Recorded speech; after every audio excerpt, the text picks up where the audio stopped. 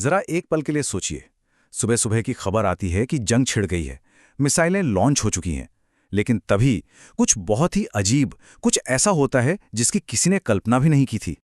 हमारे सबसे advanced AI से चलने वाले फाइटर जेट्स, जो दुश्मन की तरफ पूरी रफ्तार से बढ़ रहे थे, अचानक वो पलट जाते हैं और एक दूसरे पर ही हमला बोल देते हैं। और उधर गहरे समंदर में छिपी हमारी सबसे घातक परमाणु पनडुब्बियां, वो पूरी तरह से अंधी हो जाती हैं। उन्हें कोई सिग्नल नहीं मिल रहा, न उन्हें अपना पता है न दुश्मन का। बस गहरे अंधेरे में वो भटक रही हैं। और फिर मानो किसी ने एक स्विच बंद कर दिया हो। एक ही झटके में सब कुछ रुक जाता है। मिलिट्री का कम्युनिकेशन ठप, बैंकों के server down, power grid fail, mobile network गायब, एयर ट्रैफिक कंट्रोल, कुछ नहीं चल रहा। मतलब पूरा का पूरा देश एक साथ ब्लैकआउट में। नहीं, ये किसी साइंस फिक्शन फिल्म का सीन नहीं है। ये एक बहुत ही असली खतरे की तस्वीर हो सकती है। एक ऐसे युद्ध की जो ज़मीन, हवा या पानी में नहीं, बल्कि स्पेस से लड़ा जाएगा। और आज हम इसी की तह तक जाएंगे। तो चलिए शुरू करते हैं।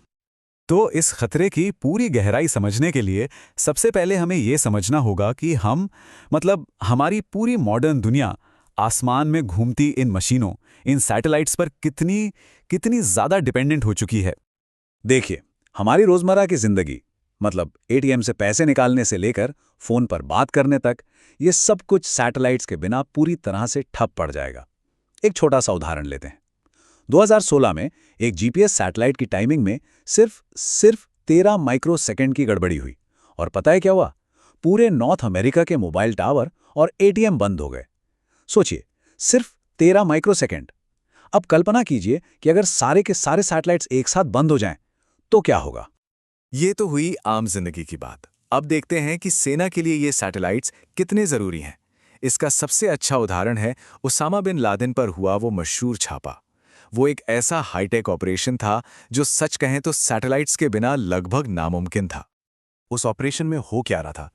पाकिस्तान के ऊपर एक अमेरिकी ड्रोन उड़ रहा था जो सीधे सीआईए हेडक्वार्टर्स को लाइव वीडियो भेज रहा था।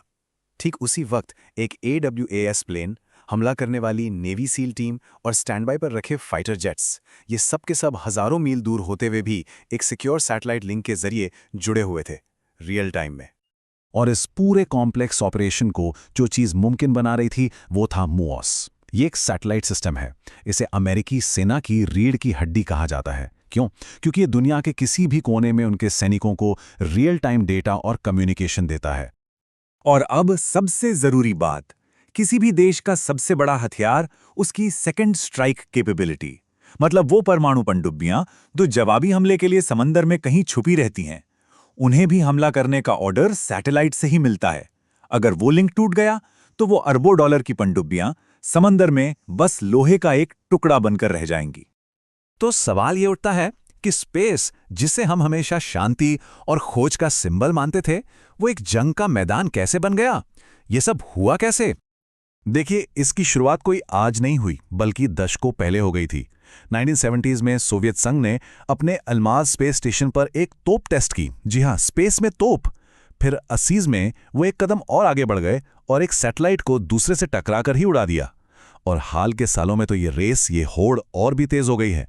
2007 में चीन, फिर 2019 में भारत अपने मिशन शक्ति के साथ, और 2021 में रूस, सबने अपनी अपनी मिसाइल से अपने ही सैटेलाइट्स को मार गिराने की ताकत दुनिया को दिखाई है। लेकिन अब जो हथियार बन रहे हैं ना, वो कई ज्यादा चालाक और खतरनाक हैं। रूस के पास नेस्टिंग डॉल सैटेलाइट्स हैं, मतलब एक बड़ा सैटेलाइट जो अपने अंदर से और भी छोटे हमलावर सैटेलाइट छोड़ सकता है। दूसरी तरफ चीन के पास रोबोटिक हाथ वाले सैटेलाइट्स हैं जो किसी दूसरे सैटेलाइट को पकड़ सकते हैं या फिर लेजर और माइक्रोवेव जैसे हथियारों से उन्हें खराब कर सकते हैं। ये डायरेक्टेड एनर्जी वेपन्स कहलाते हैं। मतलब एक तेज एनर्जी बीम जो किसी भी सैटेलाइट के नाजुक इलेक्ट्रॉनिक्स को एक पल में फ्राई कर सकती है। तो इस नई रेस में भारत कहाँ खड़ा है? हमारी स्ट्रेटेजिक पोजीशन क्या है और हमारी कमजोरियां क्या हैं? देखिए, सबसे बड़ी प्रॉब्लम तो इंटरनेशनल कानून में ही है। 1967 की जो आउटर स्पेस ट्रीटी है, वो स्पेस में न्यूक्लियर वेपन्स पर तो रोक लगाती है, लेकिन किसी और तरह के हथियार पर वो पूरी तरह से चुप है। और इसी कानूनी लूप होल का फायदा उठाकर कोई भी देश डिफेंस या डुअल यूज टेक्नोलॉजी के नाम पर स्पेस में हथियार तैनात कर सकता है। हमारी एक और बड़ी चुनौती है नेविगेशन सिस्टम। हमारे पास नैविक है, जो कि एक बहुत अच्छा रीजनल सिस्टम है, इसमें कोई शक नहीं। लेकिन चीन का जो बेइडू सिस्टम है वो ग्लोबल है, पूरी दुनिया को कवर करता है, और वो उनकी सेना और मार्केट में पूरी तरह से इंटीग्रेटेड है। ये सिर्फ एक टेक्नोलॉजिकल गैप नहीं है, ये एक बहुत बड़ा स्ट्रेटेजिक गैप है। ग्लोबल कवरेज का मतलब सीधा सीधा ये है कि चीन की सेना दुनिया में कहीं भी किसी भी मौसम में बिल्कुल सटीक हमला कर सकती है। और बात यहीं खत्म नहीं होती, बल्कि और भी गंभीर हो जाती है। चीन एक space based missile interception system पर काम कर रहा है। इसका मतलब क्या है? इसका मतलब है कि वो हमारी बैलिस्टिक मिसाइलों को स्पेस में ही मार गिराने की क्षमता बना सकता है। ये भारत के न्यूक्लियर डेटरेंस को सीधा सीधा चैलेंज है। और तो और उनकी जो स्टेट स्पॉन्सर्ड हैकर्स की फौज है, वो तो किसी भी देश के सैटेलाइट सिस्टम पर साइबर अटैक कर सकती हैं। और जरा ये भी देखिए कि दूसरे देश कितना आगे निकल चुके हैं। अमेरिका का एक सीक्रेट स्पेस प्लेन है X-37B। ये बिना किसी इंसान के 900 दिनों से ज्यादा स्पेस में रह के वापस आ सकता है। वो वहां क्या करता है, ये एक टॉप सीक्रेट है, लेकिन एक्सपर्ट्स का मानना है कि ये भविष्य के स्पेस वेपन्स और डिफेंस सिस्टम्स का टेस्टिंग प्लेटफॉर्म है।